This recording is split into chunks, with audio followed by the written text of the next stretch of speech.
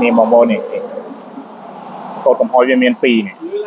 อย่างเงี้ยที่ตู้เตอร์ประเภทดูเคเดียมมาบอกโอนเอาแต่บอกโอนจับดามกัดปลายสายจะร้อนเวียนามวยคือกดนึงหนึ่งโหลดมาละโหดเอาแต่ยืนกัดสายเวียนมาแต่สายคือเวียนหนึ่งโหลดมาอ่ะกดนึงbà cho màn hình trong lúc dương khỏi còi máu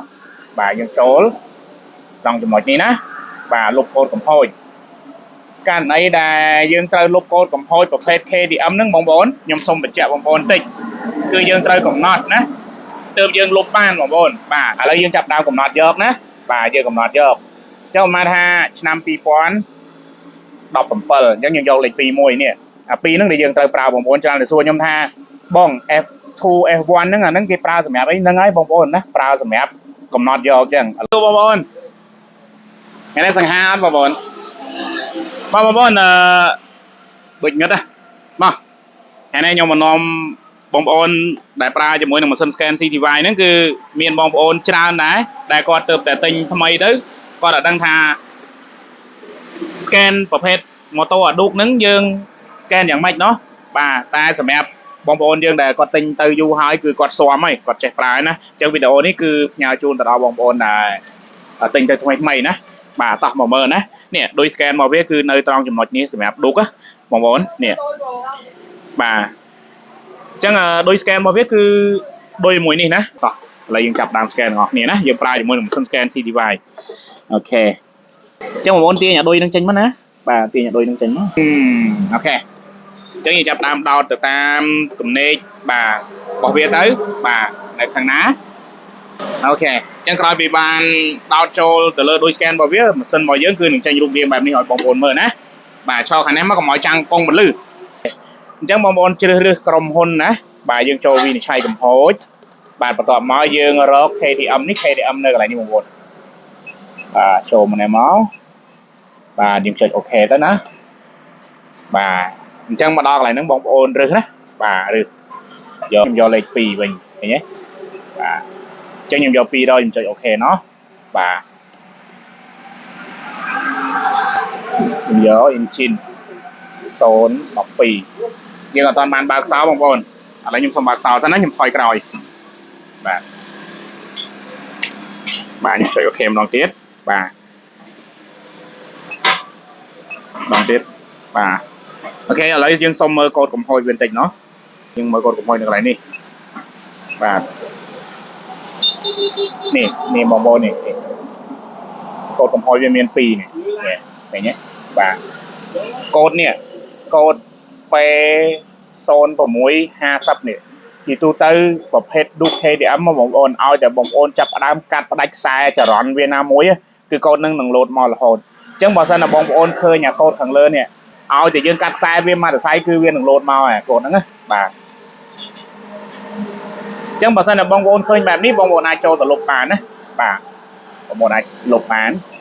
ចាំមកនេះចង់លុបយើងថយក្រោយមកបាទយើងចូលដល់ចំណុចនេះណាបាទលុបកូដកំហុសករណីដែលយើងត្រូវលុបកូដកំហុសប្រភេទ KTM ហ្នឹងបងប្អូនខ្ញុំសូមបញ្ជាក់បងប្អូនបន្តិចគឺយើងត្រូវកំណត់ណាទើបយើងលុបបានបងប្អូនបាទ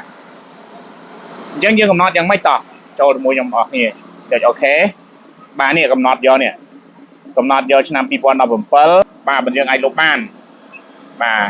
ទឥឡូវយើងចាប់ដើមកំណត់យកណាបាទយើងកំណត់យកចូលមកថាឆ្នាំ2017អញ្ចឹងយើងយកលេខ2មួយនេះអា2ហ្នឹងដែលយើងត្រូវប្រើបងប្អូនច្រើនតែសួរខ្ញុំថាបង F2 F1 ហ្នឹងអាហ្នឹងគេប្រើសម្រាប់អីហ្នឹងហើយបងប្អូនណាប្រើសម្រាប់កំណត់យកអញ្ចឹងឥឡូវមកខ្ញុំចាប់ដើមកំណត់យកបាទលេខ2មួយឃើញទេបាទអញ្ចឹងយើងចុចយកលេខ0មួយទៀតណា2017បាទលេខ0យកអូខេមួយទៀតបាទបន្ទាប់មកយើងយកលេខ17មួយទៀតណាបាទអូខេមែនអូខេនេះទេណាចុចអូខេកន្លែងនេះបាទបន្ទាប់មកមួយទៀតបាទយើងចុចលេខ17បាទហើយយើងដាក់សញ្ញាត្រេបាទយើងអាចលុបបានណាបងប្អូន KTM ណាបាទអូខេមកបាទអញ្ចឹងខែ8លេខ0បាទលេខ0អូខេខែ8ណាបាទអូខេដាក់សញ្ញាត្រេមួយសិនណាបងប្អូនកន្លែងហ្នឹងណា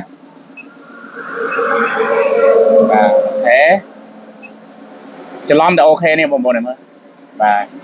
អញ្ចឹង29អូខេបាទមកលេខ9អូខេនេះមកដល់កន្លែងនេះបងប្អូនបាទ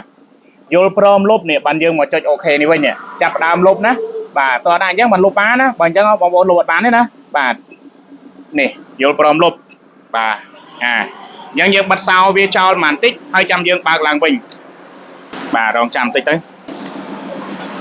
អូខេបងប្អូនឥឡូវយើងចាប់ដើមចូលទៅមើលកូដកំហុសម្ដងទៀតណោះតើវាលុបបានអត់បាទនេះគេដាក់ថាគ្មានសញ្ញាកូដណាបាទគ្មានបញ្ហាកូដបាទអញ្ចឹងយើងលុបបានជោគជ័យហើយបាទអញ្ចឹងវិធីលុបទៅលើប្រភេទ Duke KTM គឺសូមឲ្យបងប្អូនអនុវត្តទៅតាមវីដេអូដែលខ្ញុំធ្វើបង្ហាញទៅដល់បងប្អូនអញ្ចឹងខ្ញុំសូមឆែកទៅលើដំណើរការវាបន្តិចបងប្អូនណាយើងមើលចលនាវាតិចទៅបាទនេះយើងមើលចលនារបស់វាដោយសារតែប្រភេទម៉ូតូមួយនេះគឺខ្ញុំធ្វើការផ្លាស់ប្ដូរធុងទឹកបាទអញ្ចឹងយើងចង់ដឹងថាកម្ដៅរបស់វាហ្នឹងគឺវានៅកម្ដៅណាណាបាទសុំប្រឆេះសិនតិច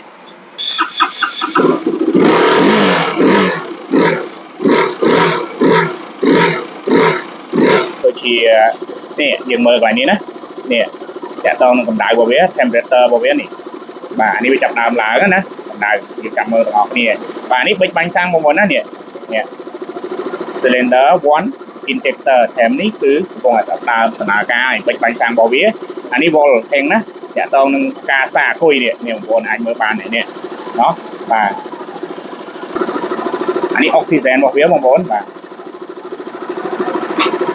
កម្ដៅវាឡើងបងប្អូនបាទកម្ដៅវាឡើងហើយបាទសម្រាប់ខាងលើនេះ engine speed នេះដំណើរការជុំម៉ាស៊ីនរបស់វាបងប្អូនប្រឡងវាវិលបាទអញ្ចឹងវាវិលបានប៉ុន្មានវាវិលបាន1500 1600 RPM បងប្អូនអូខេបងប្អូនអញ្ចឹងសម្រាប់កូដកំហុសណាយើងបានលុបបំបត្តិហើយបាទនេះយើងគាត់មើលពីដំណើរការរបស់វាទេបងប្អូនណាវាមើលបានច្រើនយ៉ាងដែរបាទឥឡូវកម្ដៅវាឡើងដល់60អង្សាសេបងប្អូននេះឡើងណា coolant នេះ cylinder 1 coolant temperature វានេះវាឡើងណាបាទនេះឡើងហើយអានេះ intake air temperature វាតាក់ទងនឹង IAT វាបងប្អូនអញ្ចឹងភេទកម្មវិធីនេះវាដាក់គៀកគ្នាដែរឲ្យបងប្អូនមើលណាអូខេបងប្អូនអញ្ចឹងមានតែប៉ុណ្្នឹងទេបាទទុកឲ្យបងប្អូនមើលបាទថ្ងៃក្រោយយើង scan ទៅលើប្រភេទ KTM នេះគឺយើង scan បែបហ្នឹងហើយយើងចង់លុបកូដកំហុសអីក៏លុបបែបហ្នឹងដែរបងប្អូនណាបាទវីដេអូមានតែប៉ុណ្្នឹងទេបងប្អូនសូមអរគុណសូមជម្រាបលា